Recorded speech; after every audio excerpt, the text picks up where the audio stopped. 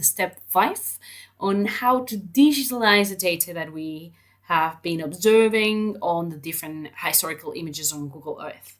So we're going to transform these images into an Excel spreadsheet that we can analyze later on for demographic analysis.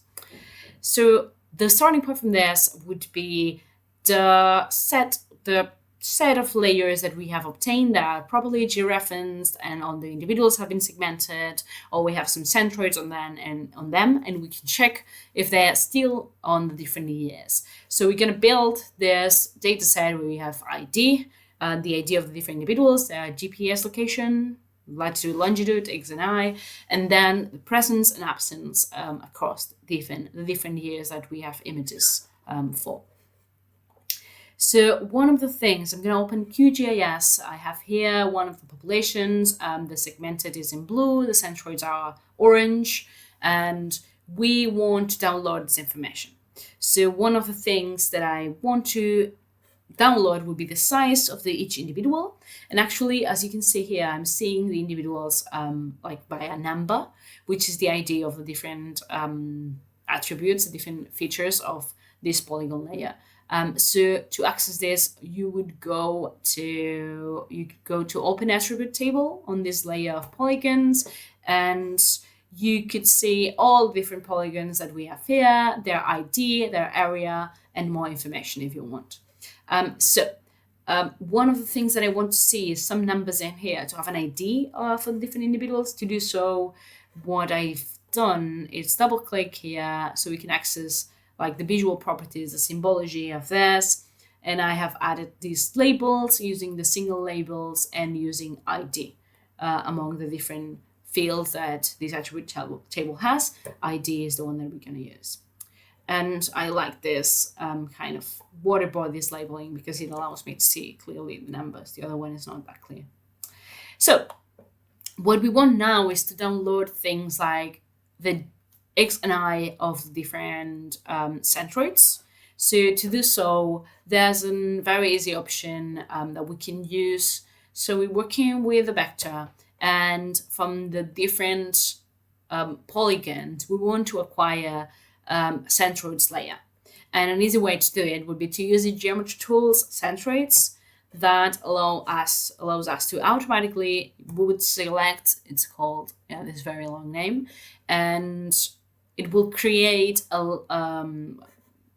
just a layer of different centroids. So we're going to run this, we could run this, and it will return something like this, where we could check the attribute table, and again, this is linked to every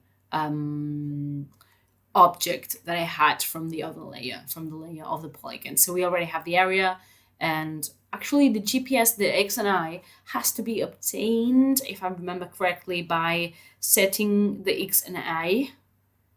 And I think to do so, you might need to using this, to open attribute table, you will use this field calculator to create a field that it's the X and Y position. And since I'm here, I'm going to also remind that always after editing the polygons, if you need to dissolve them, if you need to merge them, if you need to do any of these operations, you might want to update the areas just in case. So I recommend updating before doing any further analysis. Select area here, and if you use this expression of $area, it's part of the, if I remember correctly, it might be here as well. It's part of the geometry. Yes, area. So it's part of this. It's just an expression that recalculates the area of each polygon. So you would go to OK, and it will recalculate. Oh, sorry, it messed it up because it was from the centroids. But if you do it on the polygons one, you will get the area directly. So I'm going to do it for for this. Open attribute table. I'm going to open this field calculator. I'm going to update an existing field area. I'm going to write $area, and this will allow me to update the area of every ID that we have here.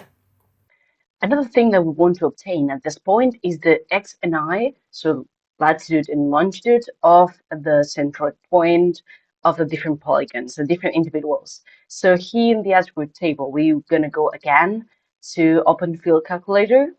And in this case, we're going to create new fields. It could be called X, for example, to start with the X coordinate. And by using this expression here, we're going to ask for this longitude. So we are accessing the centroid of each geometry within the attribute table. So we click, let me check, we're gonna be interested in being a decimal. Yeah, that works. And I'm gonna say okay. And we're gonna do, so we now we can check that we have here the attribute X, and we can do it again. So field calculator, and this time I'm gonna create an I, and in this case, I'm going to access I here. Okay, so we have created the X and I at this point. We have everything we wanted.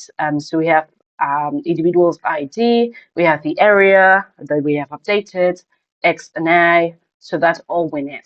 Now we need to extract this information and save it as a CSV. We can close the attribute table. We'll need to save all changes, and we can exit the editing mode. In order to save this, we can save it as CSV. So we will go to right-click, export, save features as, and in this case, we're going to indicate that we are interested in having a CSV. So here we have CSV, file name. I'm going to say attribute table.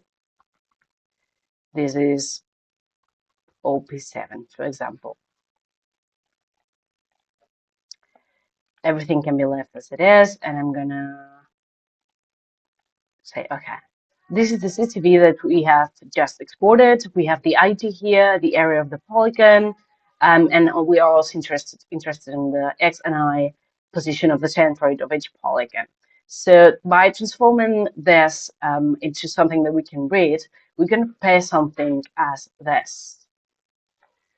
So here I have the information already filled up, but this is the information that we're going to add. So you have the ID again, the area, the X and Y coordinates.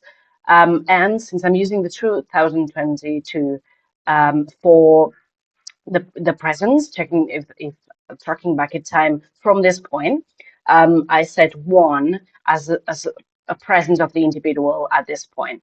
And then I add all the dates of different images that I was able to obtain from Google Earth imagery.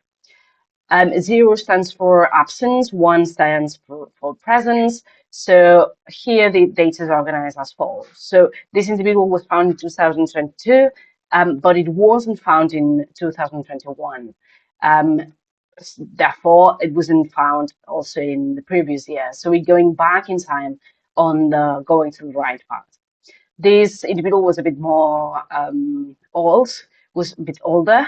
So the first time we saw it, it was in April 2016. So in order to fill this, I'm going to show you how this, a few tips on how to do this. So going back to QGIS, we have here our layer and the segmentation of the different individuals and everything. And for me, the easiest way to track back in time is by manual observation. So we can click and unclick and swap between images. So we double check after proper georeferencing if the individual was still there. So in this case, you can check, you can see that the individuals, for example, this individual was found also in the year before. As well as for this one, that's when, that's when. If we get through back in time, we will find that some individuals will disappear at some point.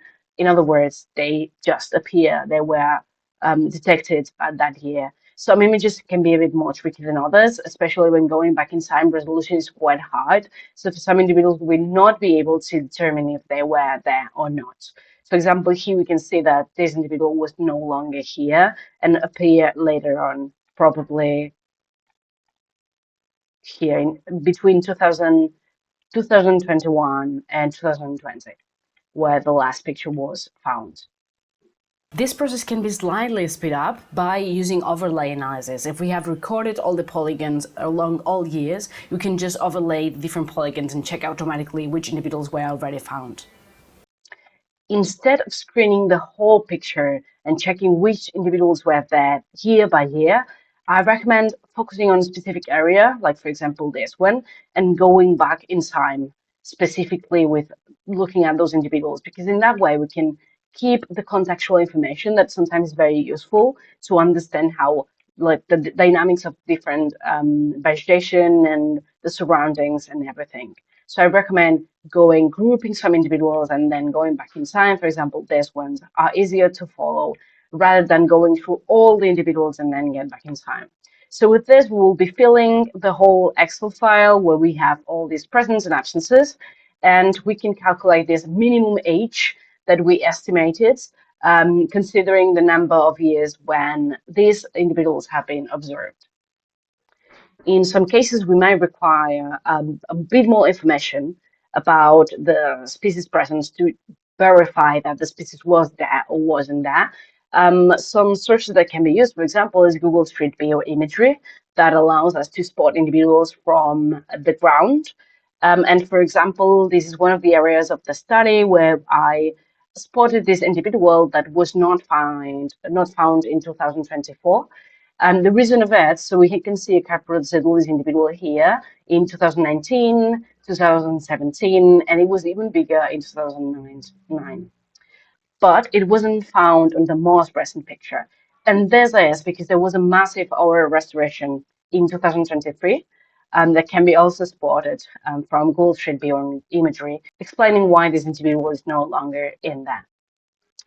So that's all for this video. Stay tuned to follow the next video explaining how we transform this data into demographic information.